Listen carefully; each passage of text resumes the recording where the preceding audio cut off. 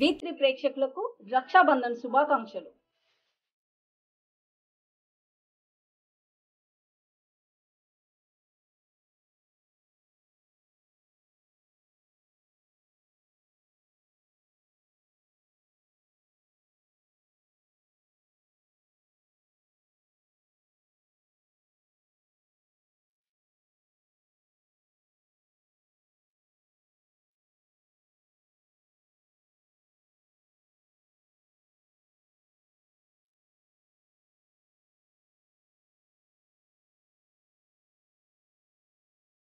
రక్షాబంధన్ సోదరీమణులు అత్యంత పవిత్రంగా వారి బాంధవ్యం కలకాలం నిలవాలని జరుపుకునే పండగ.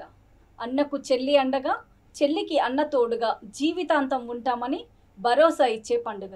రక్షాబంధన్ పండుగను రాఖీ పండగ అని, రాఖీ పౌర్ణమి అని కూడా అంటారు. ఈ పండుగను కొన్ని ప్రాంతాలలో శ్రావణ పౌర్ణమి లేదా జంధ్యాల పూర్ణిమ అని కూడా అంటారు. అన్నా చెల్లెళ్ళు, అక్కా తమ్ముళ్ళ మధ్య ప్రేమానురాగాలకు ప్రతీకగా జరుపుకునే పండగే రాఖీ పండగ. ఒకప్పుడు ఉత్తర పశ్చిమ భారతదేశాలలోని ప్రజలు మాత్రమే అపూర్వంగా జరుపుకునే ఈ పండుగను ఇప్పుడు దేశవ్యాప్తంగా చాలా ఘనంగా జరుపుకుంటున్నారు. సోదరి తన సోదరుడు మహోన్నత శిఖరాలకు ఎదగాలని కోరుకుంటూ రాఖీ కట్టి ఎప్పుడూ అన్నకు అండగా చెల్లెలు ఉంటుందని చెబుతుంది.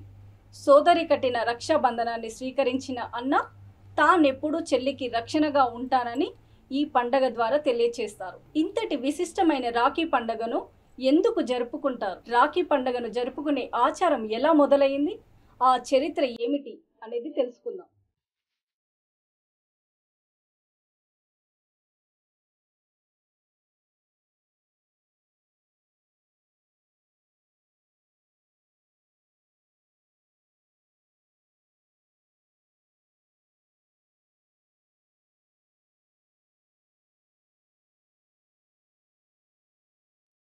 రక్షాబంధనం గురించి ఇంకా బోలెడన్ని పురాణ కథలు ప్రచారంలో ఉన్నాయి.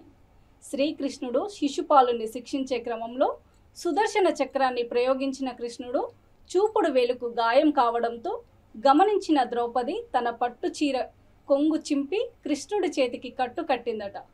అప్పుడు శ్రీకృష్ణుడు ఎల్లవేళలా అండగా ఉంటానని ద్రౌపదికి హామీ ఇచ్చారట.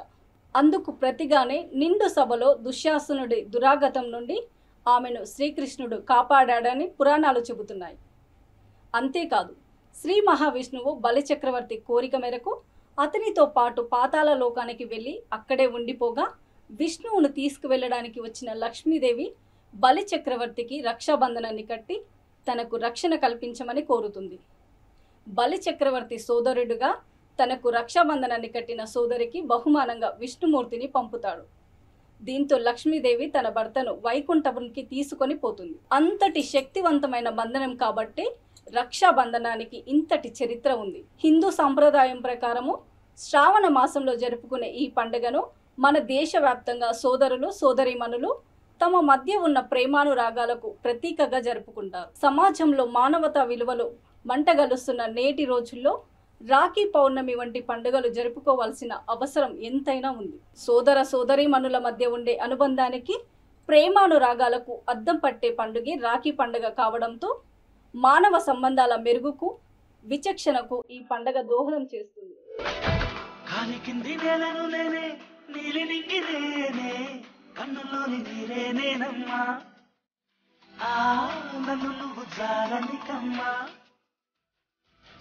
ఇంటి చుట్టూ కాలిని నేనే, తోరణాన్ని నేనే, తులసి చెట్టు కోటను నేనమ్మా, నీ కబలగా మారనివమ్మా.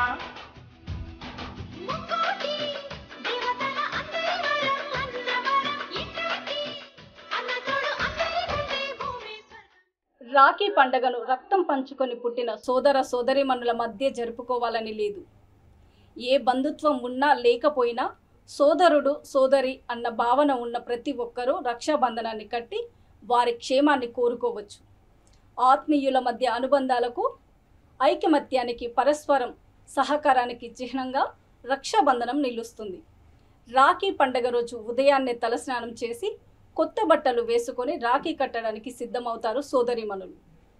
సోదరులపై ప్రేమ అంతా తెలిసేలా అందమైన రాఖీలను సోదరుల కోసం కొనుగోలు చేస్తారు. నుదుటన బొట్టు పెట్టి హారతి ఇచ్చి స్వీట్ తినిపిస్తారు. చెల్లెలు అన్న ఆశీర్వాదాన్ని, అక్క అయితే తమ్ముళ్లకు ఆశీస్సులను అందిస్తారు. నిండు నూరేళ్లు సుఖంగా జీవించమని దీవిస్తారు. నీకు నేను ఎప్పుడు రక్ష అని చెబుతూనే నాకు నువ్వు రక్షణగా ఉండాలని ధర్మాన్ని రక్షాబంధనంతో బోధిస్తారు. ఇక రక్షాబంధనం రోజు సోదరులు ఇచ్చే బహుమతులంటే సోదరీమణులకు ఎనలేని ప్రేమ. వారికి ఇచ్చే బహుమతి ఏదైనా ఎంతో ప్రేమగా దాచుకుంటారు, తీపి జ్ఞాపకంగా భావిస్తారు. రాఖీ పండగ రోజు సోదర సోదరీమణులు రక్షాబంధనాన్ని కట్టిన తర్వాత అన్నదానం చేస్తే విశేషమైన ఫలితాలు, ఏ పనులు తలపెట్టినా మంచి శుభం చేకూరుతుందని శాస్త్రం చెబుతుంది. రక్షాబంధనం అంటే ఒకరిపై ఒకరికి ఉండే ప్రేమానురాగాలకే కాదు, మానవ సంబంధాలకు, అనుబంధాలకు సంబంధించిన పండుగ. అందుకే ఈ రాఖీ పండుగ ప్రతి అన్నకి చెల్లెకి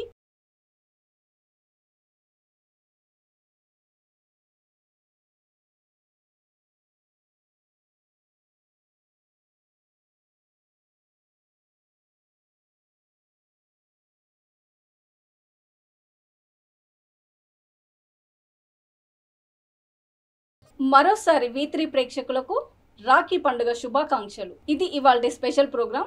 మరో స్పెషల్ ప్రోగ్రాంలో కలుసుకుందాం. నమస్తే.